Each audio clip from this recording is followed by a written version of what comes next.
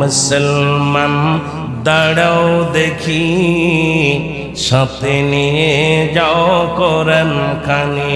বলো মুসলমান সাথে নিয়ে যাও কোরআন।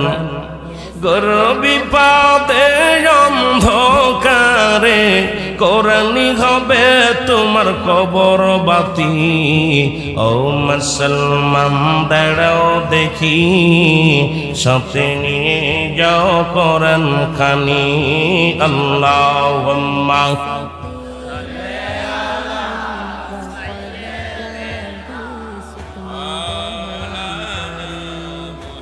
ওয়ালা ইয়ানি সাইয়্যিদিনা।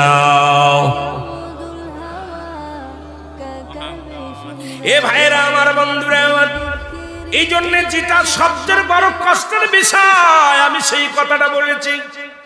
বর্তমান যুগের একদল আলেম বাইরে রয়েছে যারা বলতেছি সবচেয়ে কোরআনের মধ্যে ছোট্ট একটা সূরা যেটা সাধারণ পাবলিক মুখস্থ করেন, আপনাদের মুখস্থ আছে।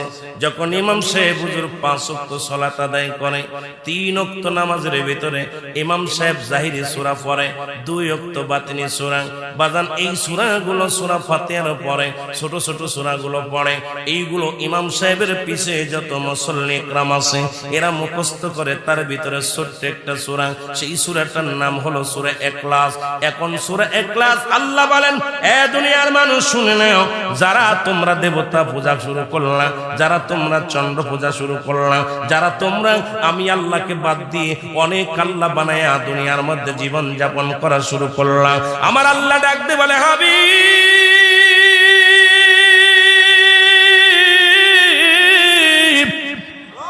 আপনি ওদেরকে জানা দেন আমার পূজা যেন করে আর কারুর নয়। আল্লাহ বলেন, কুল হুয়াল্লাহু আহাদ আল্লাহুস সামাদ লাম ইয়ালিদ ওয়া লাম ইউলাদ ওয়া লাম ইয়াকুল লাহু কুফুয়ান আহাদ। জোরে জোরে চিল্লায়া বলা যাবে না মারহাবা। যে সূরাটা বলতেছে সূরা ইখলাস হলো জাল। এটা খ্রিস্টানদের, ইহুদিদের চক্রান্ত, বেঈমানদের চক্রান্ত, মুনাফিকদের চক্রান্ত। কারণ আমার দেশের সরল প্রাণ মানুষগুলো সূরা ফাতিহার পরে সূরা ইখলাসটা মুখস্থ করেছে।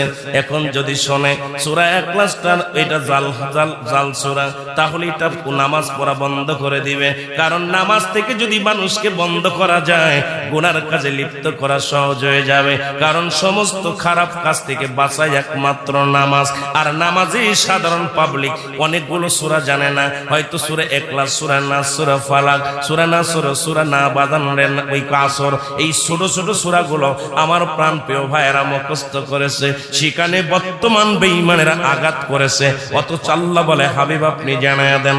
আল্লাহ বলেন, কুল আপনি বলেন, কুল হুয়াল্লাহু আহাদ আমি আল্লাহ এক, আমি আল্লাহ এক, আমি আল্লাহ এক, আল্লাহুস সামাদ লাম ইয়ালিদ ওয়া লাম ইউলাদ। আল্লাহ বলেন, হাবিব আপনি জানায়া দেন, ওদের জানায়া দেন যারা এইগুলো বিভ্রান্তি ছড়ায়, যারা আমার সাথে উপমা দিয়ে অনেক দেবতার পূজা করে, যারা তারা নিজেরা পুতুল বানায় পূজা করে, যারা দেবতার সাহায্য চায়, যারা চন্দ্রের সাহায্য চায়, যারা দুনিয়ার মধ্যে তারকার সাহায্য চায়, হাবিব আপনি ওদের জানায়া দেন আমি আল্লাহ এক, আমার কোনো দ্বিতীয় নাই। আর এই দুনিয়ার মধ্যে আমার কোনো দ্বিতীয় নাই। আমি কাউরে জন্ম দিই নাই, আমি কারো থেকে জন্ম নিই নাই। আমার ছেলে মেয়ে মনে করে যারা জন আজকে দুনিয়ার মধ্যে আমার নাতিপুতি বানাই, কেউ আমার ছেলে মেয়ে বানাইলেন। যেমন ঈসা আলাইহিস সালামকে আল্লাহর পুত্র বানাইয়া তৎকালীন জামানায় ঘোষণা করে দিল। দরদি বন্ধুরা শুনে নাও, এই জন্য আমার আল্লাহ বলেন, হাবিব আপনি ওদেরকেও জানায়া দেন ওরা যেন এই ভুলটা না করে। কারণ আমি কারো থেকে জন্ম নিই নাই, কারোর আমি জন্ম দিই নাই।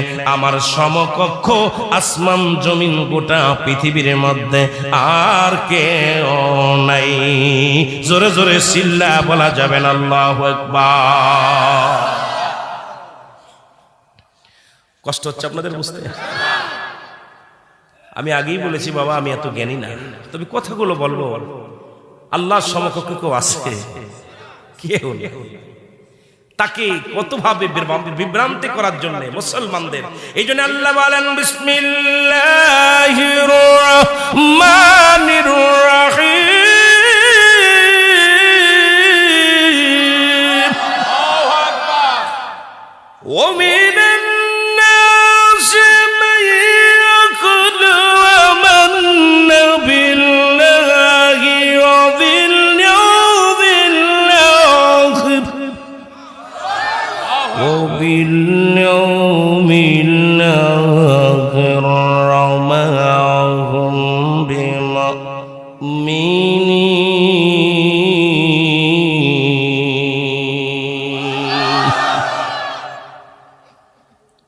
আমাদের জামানায় চোর ছিল না, তৎকালীন ছিল চোর।